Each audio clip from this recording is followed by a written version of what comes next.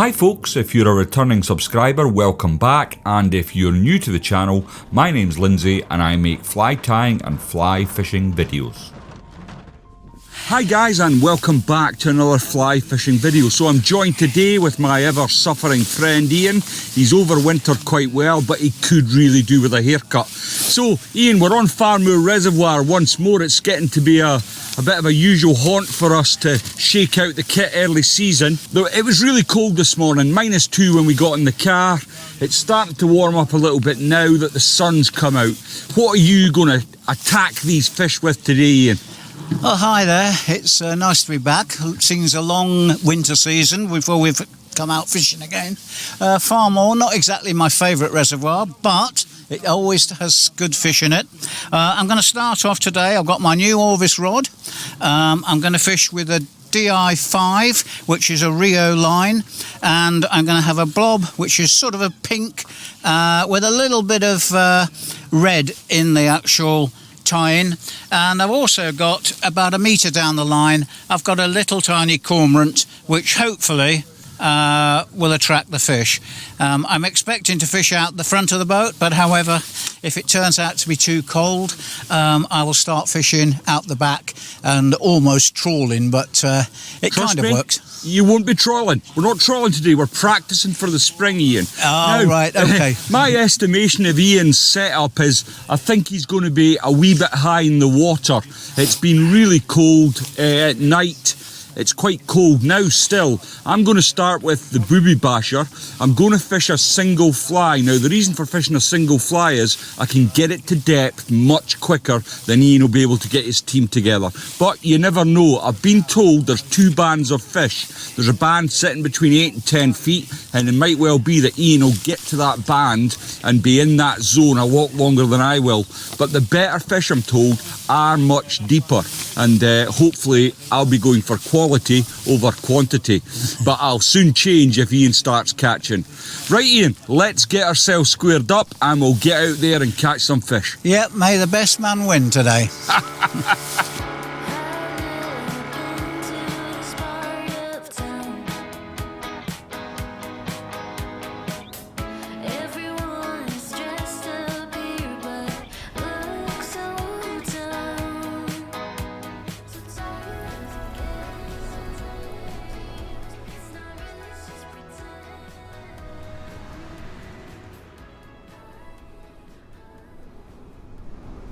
Well, Ian and I have been out for around 35 minutes now, and we've had what's usually a very productive drift for us. So we've started at the number 9, we've drifted past the tower, and we're drifting towards the next tower up at the far end of the reservoir.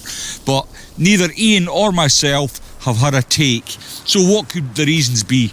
Well, it's absolutely Baltic. It's I can't believe how cold the wind is. It's chilling my fingers down, and I think it's probably keeping the fish off the feed a little bit. But there's a few boats out today and I've not seen anyone catch a fish yet. So it might just be that we've got a bit of a wait until the fish come into their feeding window and we start getting some action. So what am I set up with today? I've got the Jensen Drifter 2, it's a 10-foot rod for a 7. I've got a Hardy Demon reel, which is a cassette reel, so I can change through my lines if required. And I've got the Airflow booby basher on. I'm only fishing a single fly. Now at the moment, I'm fishing with a 10-foot leader. The reason for that is it's quite versatile. If I want to get down even faster, I can shorten that leader down to 5 feet, which will take the fly down that little bit quicker. And I'm considering that as I'm getting no action at the moment. But I'm going to get back to the fishing and we'll see how we go. I've just been trying this pink blob for the last 30 minutes or so, and unfortunately had no success either fishing in front of the boat or behind. So what I'm going to do now is I'm going to flick over to a black and silver lure, which I hope will bring 1 or 2 fish up. I must admit the water is very cold. It's probably only 3 or 4 degrees on the surface, and unfortunately the wind has just picked up, and I think it's going to be a very hard day. But once we find the fish, I'm sure it'll be a lot happier person at this end of the boat. Lindsay's still trying different methods at his end to no avail. But we're going to persevere. The drift is nearly 3/4 of the way through now across the reservoir, and hopefully we can find one or two with different flies. And well, as Ian's just said, we're changing through methods now. I've gotten rid of the booby. I'm just not getting the depth. As the wind's picked up, it's more difficult fishing out the front of the boat with the wind moving at this speed. You're just not getting the chance to get your flies to the depth.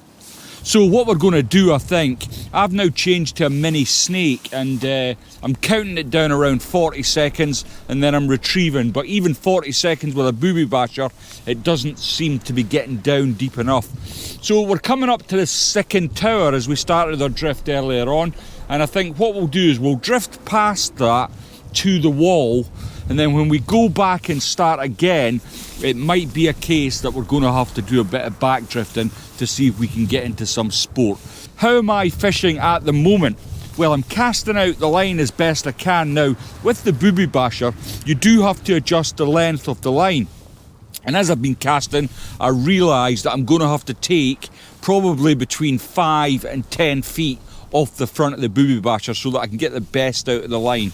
I'm not throwing it particularly well at the moment, but I am throwing it as far as I can, and then I'm using my stopwatch that I've got on my bench here, and I'm counting it down on a watch. Now, the reason I do it on a watch is because if you count in your head to 40 seconds and you watch an actual timepiece, and then you try that same exercise again while watching the timepiece, you'll realise that actually you counting in your head's not quite as accurate as using a stopwatch or the second hand on your watch. And the reason you've got to be accurate, well, certainly from my perspective, is once you do locate the fish, you're able to then repeat that exact process. So I'm going down in increments of 10 seconds, 10, 20, 30, 40, so on and so forth. Now, if I hit the fish at 30 seconds, I'll then know that 30-second countdown is exactly right. I'll then remember the retrieve I was doing at the time, and I will produce more fish. If the fish are there in numbers, getting your fly to that zone will help you catch more fish. Anyway, I'm going to get on with it, because as you get near structure, there is more chance that you might get into a shoal of fish. They love structure. So we're coming up to the second tower. I'm going to give it a go, and hopefully we'll be able to show you a fish soon enough. Guys, if you're enjoying the video, please don't forget to leave it a like. It really does signal to YouTube that you're enjoying the content that I'm making, and it helps grow the channel. And if you'd like to see more fishing videos, think about subscribing. It's absolutely free, and you can unsubscribe at any time. So that said, let's get back to the fishing.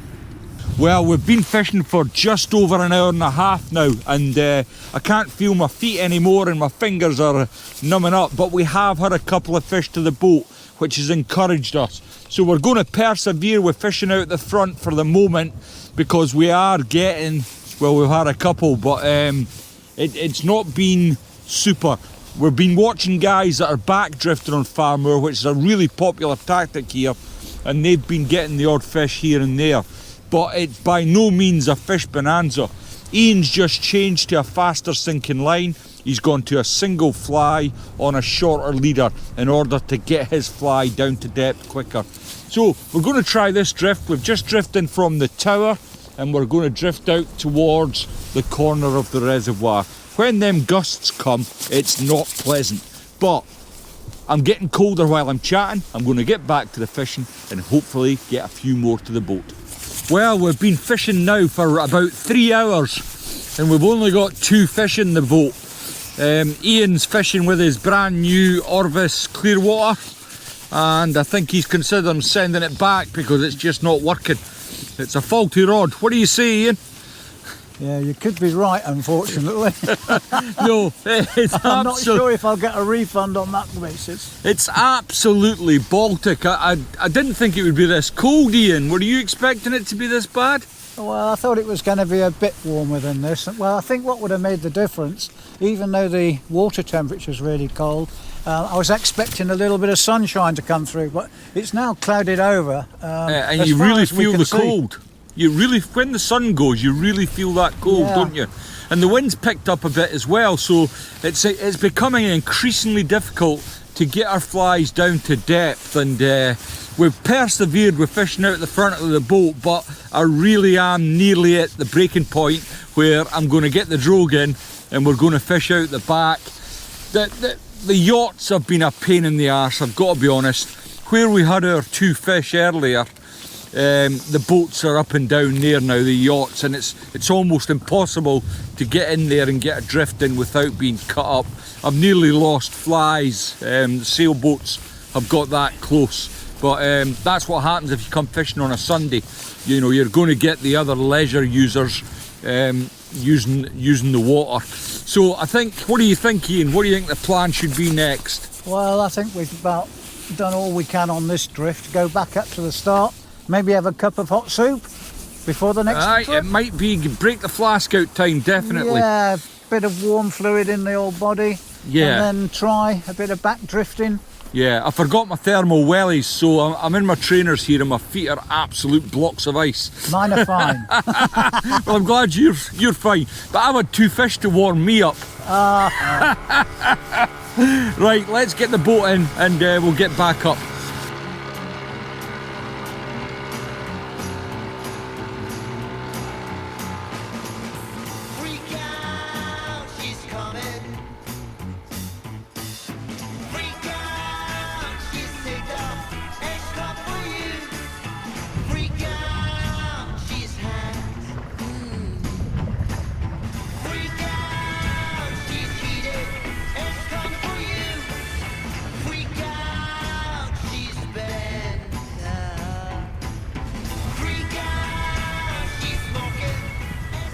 Yes, the new rod is christened. She don't look too satisfied. What you gonna do about it? What you gonna do about it? She's a badass